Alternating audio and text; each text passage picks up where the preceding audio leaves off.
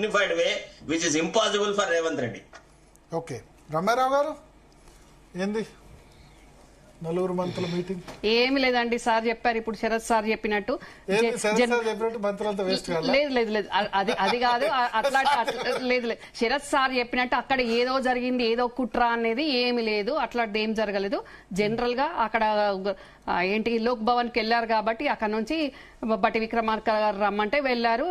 రాబోయే ఎలక్షన్స్ గురించి మాట్లాడుకున్నారు అంతే. ముఖ్యమంత్రి గారు ఇక్కడ అందుబాటులో లేరు కాబట్టి మాట్లాడుకోవాల్సిన అంశాలు పార్టీ పరంగా కానివ్వండి, ప్రభుత్వ పరంగా కానివ్వండి, రాబోయే ఎలక్షన్స్ గురించి కానీ వాటి మీద మాట్లాడుకున్నారు. కానీ అక్కడ ఏదో ముఖ్యమంత్రి గారికి వ్యతిరేకంగా ఏదో జరిగినట్టు మీ మీడియా కనిపిస్తుంది, మీ మీడియా అట్లా హంగామా చేస్తుంది తప్ప అక్కడ ఏం లేదు. అది జనరల్ మీటింగ్.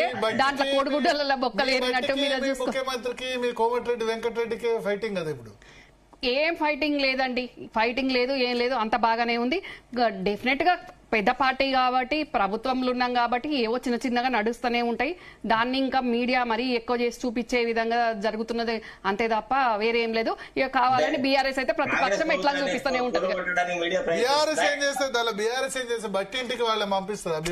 బట్టింటికని కాదండి, మంత్రుల దగ్గర ఏదో జరుగుతుంది, మంత్రుల మధ్యలో ఏవో స్పర్ధలు ఉన్నాయి, ఏమైతుంది అన్నదంతా చేస్తలేరా అండి బీఆర్ఎస్ కు?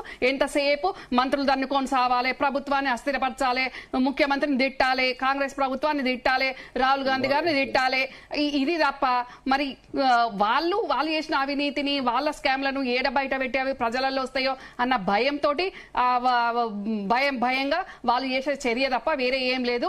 ఇక శరత్ సార్ దయచేసి మీరు మంత్రులను అసమర్థులు అని అంత ఘోరంగా మాట్లాడకండి సార్. మీరంటే చాలా గౌరవం ఉంది మీకు. వాళ్ళ ఎఫిషియన్సీ మీకు నచ్చట్లేదు కావచ్చు, నచ్చకపోవడం వేరు కానీ అసమర్థత అనకండి సార్. వాళ్ళ ఎఫిషియన్సీ దిగ్గజాలైన మంత్రులు చూసినాం తల్లి. మంత్రులు అంటే గిట్లా ఉండరమ్మా, ఇంత వరిపేలాలు తిని ఆకలి జల్లార్చుకున్నట్టున్నది పరిస్థితి. ప్రభుత్వం విధానం చాలా ఘోరం ఉంది తల్లి. సార్ మరి గత 10 సంవత్సరాల నిర్వాహకం అట్లుంది కాబట్టి మరి ఏం చేయమంటారు చెప్పండి. ఇప్పుడు మా వాళ్ళు ఇక్కడ ఖజానా లేక కష్టపడుతుంటే మీరు అసమర్థత అని అనడం అది ఎంతవరకు కరెక్ట్ సార్? అట్లనొద్దు కదా మీరు. అమ్మ మీరు ఒక్కసారి అమ్మా మీరు ఏమనుకోరంటే, నేను ఒక మాట చెప్తున్నా, మున్సిపల్ ఎన్నికలు ఈ రోజు ఉన్నాయి కదా, మీరు కేసీఆర్ వేసిన రోడ్ల మీద తట్టెడు మట్టి వచ్చినారమ్మా. గ్రామాలలోకి రండి. నేను నిన్న ఇంతకు ముందే వచ్చిన, 1 గంట క్రితం వచ్చినాను. మీరు రాజీవ్ రహదారి మీద మీరు ఎంత ఎప్పుడన్నా వెళ్తాను సార్. ఎంత దరిద్రం ఉందమ్మా. గ్రామాలలో ప్రజలు ఎట్లా తిట్టుకుంటున్నారో తెలుసా మిమ్మల్ని. అంతెందుకు కోదండరామే చెప్పినాడు కాంగ్రెస్ పార్టీకి చాలా చాలా ప్రజా వ్యతిరేకత ఉంది అని. మనం వాస్తవాలను గ్రహించకుండా మాట్లాడదు తల్లి. ప్రజలు ఎన్నో ఆశలు, గంపెడు ఆశలతో ఈనాడు కాంగ్రెస్ పార్టీకి ఓటు వేసినారు. వాళ్ళు రేవంత్ రెడ్డి కేసీఆర్ అంత పొందిస్తాడా, కేసీఆర్ రేవంత్ రెడ్డిని అంత పొందిస్తాడా, కక్ష సాధింపు చేస్తున్నా. వాళ్ళకెందుకండి?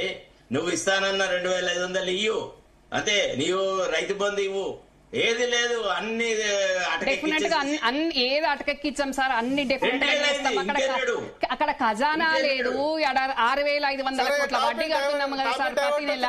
ఇప్పుడు రుణాలు తెచ్చుకోవాలి, చెయ్యాలి, పొదుపు